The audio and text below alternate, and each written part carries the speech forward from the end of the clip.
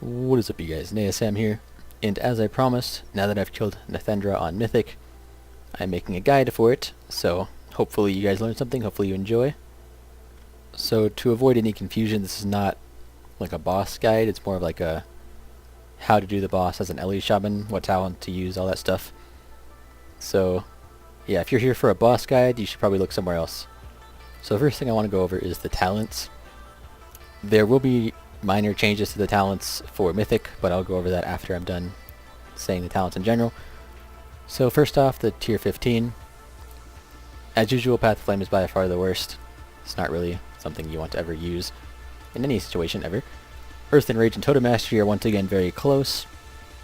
Earth and Rage is a good default for using Ascendance. Totem Mastery is better if you're using Lightning Rod because of the extra overload for Chain Lightning and Lightning Bolt. Tier 30, it's Ancestral Guidance is pretty much useless. And Windrush Totem, there isn't really much use for that since you're usually pretty spread out on this fight. So Gust of Wind is a good talent to go to for that. It's also very helpful for getting rots out or getting back in after dropping a rot. The level 45 talents, on Heroic and Normal they're completely irrelevant because there's nothing you can really do with them. But for Mythic, I suggest using Lightning Surge Totem in case you get a whole bunch of MCs at once and you want to AoE stun them all. It's very useful for that. Earth Grab Totem can stop the MCs from running out, but it comes with the problem that, for one thing, it might just break on damage, and if it doesn't, they're going to come out of it still rooted, and if they don't get dispelled, they might be in a rot or something. Same thing with Lightning Surge Totem, so you only want to use Lightning Surge Totem in emergency situations, but Earth Grab Totem is something that Lightning Surge Totem can just do the exact same thing, but better. Voodoo Totem can potentially be used as a mass interrupt on the MCs for Mythic, but I would still suggest using the Stun Totem, Lightning Surge Totem, because Voodoo Totem is just, it's not very good compared to the stun. Level 60 talents, Elemental Blast once again is, as most of you probably know, not very useful. Ancestral Swiftness and Echo of the Elements are both about the same. If you're using Lightning Rod, don't use Echo of the Elements because less Lightning Bolt casts equals less damage, and Echo of the Elements gives you more Lava Burst casts. 75 talent, Elemental Fusion, completely useless because there's only one thing to dot. Primal Elementalist is the go-to default, and Ice Fury, I did try this because Breath comes every 30 seconds. It's a predictable movement that you would need to do every time it comes off cooldown, but it just wasn't keeping up. And Ice Fury is also pretty bad to use with Lightning Rod because it takes away like 5 globals every 30 seconds, which is something you'd rather be using on a Lightning Bolt spell, or Chain Lightning, obviously. 90 talent, Elemental Mastery is the go-to. Storm Elemental, even after the buffs, is still pretty useless. Aftershock is not useful unless there's lots of AoE, which there is not. And 100 talent is, as usual, the most versatile. So Ascendance and Lightning Rod are basically tied for Normal and Heroic. Liquid Magma Totem has absolutely no use in either of those. But for Mythic, Ascendance, it falls behind Lightning Rod because every time the MCs come out, you cast Chain Lightning.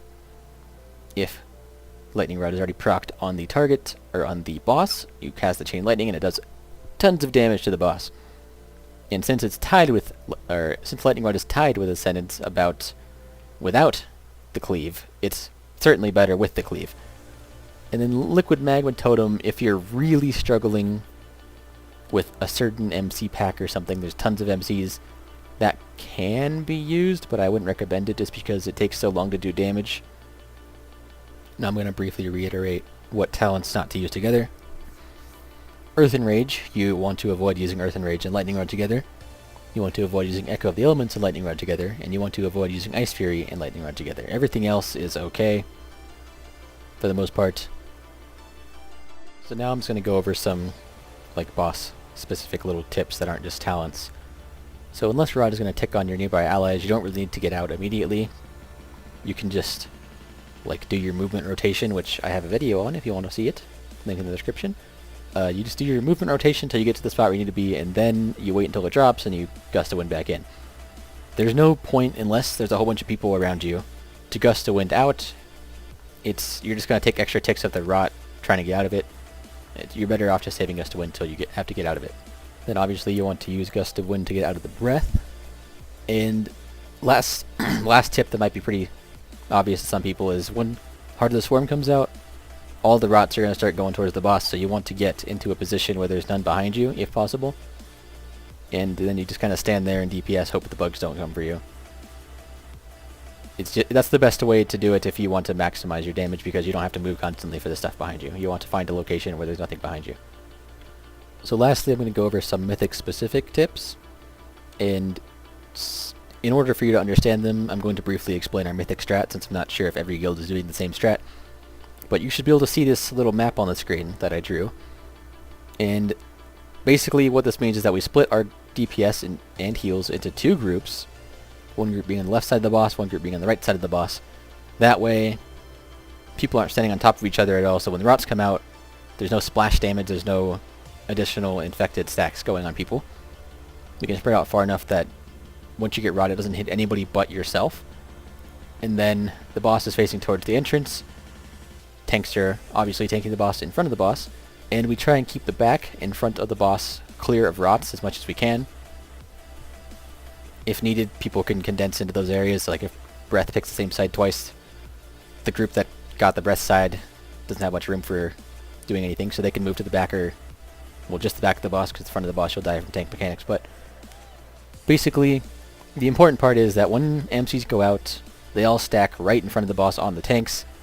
And just in case anyone was wondering, we do the strats where the first rots purposely get mind controlled, because otherwise you get a whole bunch of mind controls at once later on. It's better that way.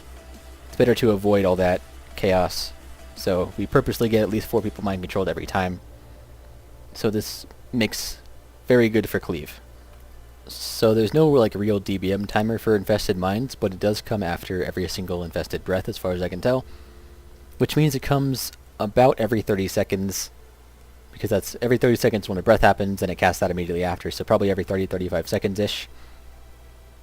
So what this means is that your Stormkeeper will line up with every other one almost perfectly, and Stormkeeper is amazing with Chain Lightning, especially with Lightning Rod, so you want to be saving your Stormkeeper even on the pole, assuming you're doing the strat where we sacrifice or force people to get rot, or force people to stand and stuff to get mind controlled, is what I'm trying to say.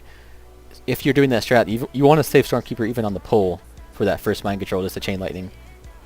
If not, you can use it on the pole and then use it with every other Chain Lightning or with every other mind control from then on. So lastly, your Earthquake stun is very valuable for those MCs, because they sit there and cast. If a cast gets off, it does a ton of damage to everyone around them. And the Earthquake periodically knocks them down with no DR, so it's also a very short knockdown, so it's basically just like a free interrupt is what it's being used for. So if possible, you want to save at least enough Maelstrom to drop 1 Earthquake for every single one of the MCs. So I think that's about everything I can say about this boss. It was a pretty simple boss, so there wasn't a whole lot to explain. If there's any confusion about like the Mythic strat or whatever, you can check out my channel. I have my Mythic kill on there. And other than that, I don't really have anything else to say, so hopefully you guys learned something, hopefully you enjoyed. I'm going to be making guides on every single boss in this instance after I kill it on Mythic. So subscribe if you want to see that, like if you like the video, all that other stuff. Thanks for watching, and I'll see you guys next time.